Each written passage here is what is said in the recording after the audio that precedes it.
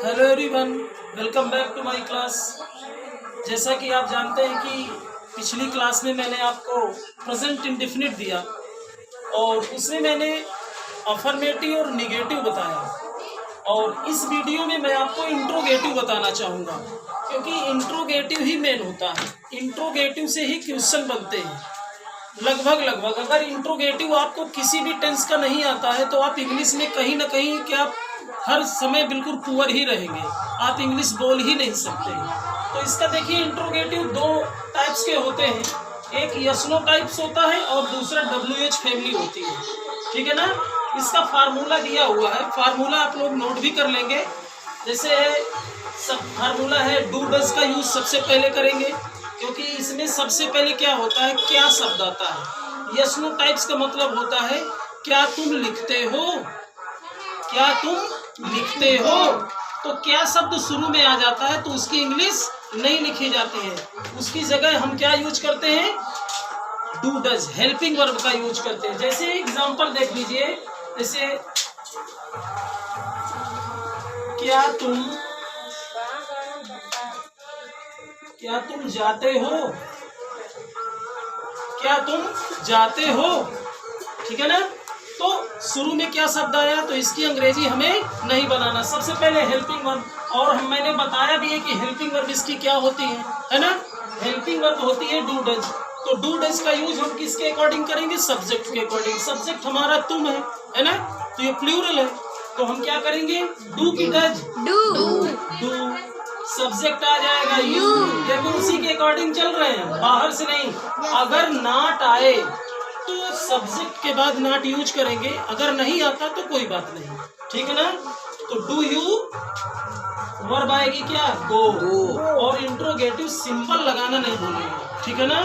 Do you go, क्या तुम जाते हो। अब इसी का दूसरा अगर आ जाएगा, क्या वह जाता है।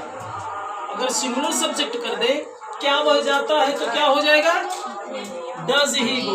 क्या हो जाएगा, डज ही गो, क्या वह जाता है। तो ये प्लूरल का हो गया, ये सिंगुलर का हो गया। ठीक है ना। उसके बाद दूसरा आता है WH फैमिली।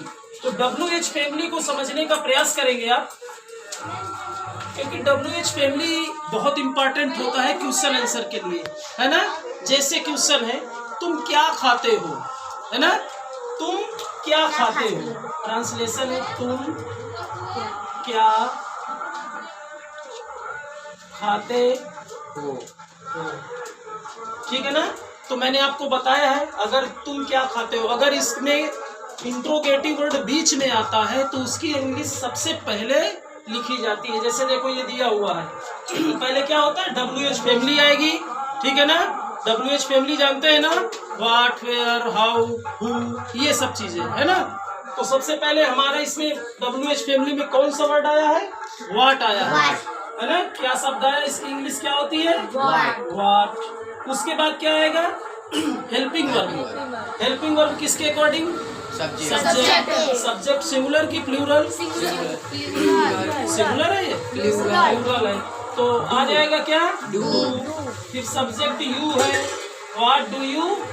वर्ब क्या है, खाते हो, ईट, है ना। बस हल हो गया। इसमें कोई कठिन नहीं है, बस आपके समझने की चीजें हैं। अगर आप जितना अच्छा समझ जाएंगे उतने से ही आपको आ जाएगा। अब देखिए, एक मैं प्रैक्टिस करा देता हूँ क्वेश्चन। जैसे व्हाट डू यू ईट, तुम क्या खाते हो, तो आप कुछ भी रिप्लाई कर सकते हैं, ये और आपके अकॉर्डिंग जो भी चीजें आ जाए। मैं तुमसे पूछा व्हाट डू यू ईट, तुम क्या खाते हो, तो आप क्या रिप्लाई करेंगे, बोलो। अच्छा, I eat mango. I Eat mango. Eat a mango. I eat mango नहीं, आई ईट अ मैंगो। अब आपको मैं अगले वीडियो में बताऊंगा कि ये यहाँ पर ए क्यों आएगा। और बच्चे कुछ लोग 100 पीस में लगाना चाहते हैं, लेकिन ये 100 पीस नहीं है।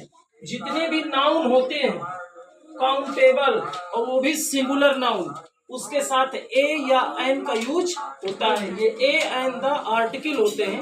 मैं अगले वीडियो में आपको ए एंड द के विषय में आपको संपूर्ण जानकारी दूंगा, ताकि आपका सेंटेंस गलत ना हो। अगर आपने आई ईट मैंगो कर दिया तो wrong, I eat a mango, ठीक है ना।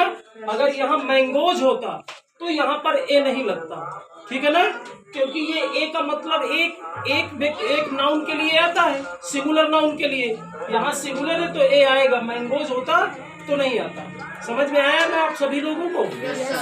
तो हम अगले दिन इसी से क्वेश्चन आंसर का वीडियो देंगे, ठीक है ना।